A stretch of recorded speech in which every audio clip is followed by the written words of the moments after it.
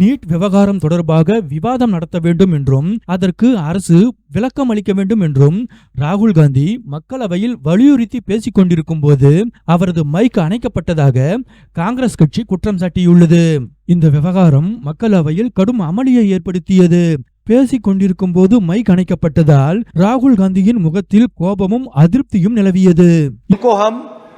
Joint message देना चाहते थे। हाँ दे, आप सुनिए जॉइंट मैसेज देना चाहते थे ऑपोजिशन और सरकार के साइड से कि इस मुद्दे को हम ज़रूरी मानते हैं और इसीलिए हमने सोचा था कि आज स्टूडेंट्स की रिस्पेक्ट करने के लिए हम नीट पर डिस्कशन करें।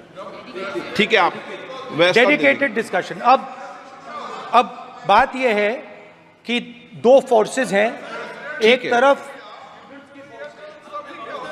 नहीं माने ओके, सभा पटल पर रखे जाने वाले पत्र आइटम नंबर 3 श्री अर्जुन मेघवाल जी இது தொடர்பாக விளக்கம் அளித்த மக்களவை சபாநாயகர் ஓம் பிர்லா, உறுப்பினர்களின் மைக்கை நான் அணைப்பதில்லை எனவும் அத்தகைய உரிமை எனக்கு இல்லை என்றும் தெரிவித்தார். माइक में बंद नहीं करता हूं, पूर्व में भी आपको व्यवस्था दी थी, यहाँ कोई बटन नहीं होता। सब माइक तो दे दीजिए। मैं आपको पूर्व में बता चुका हूं कि आप विषय राष्ट्रपति भाषण में रखें, अभी आपका सर, कोई हम रिकॉर्ड में नहीं जाएगा, इसलिए मेरा आग्रह है।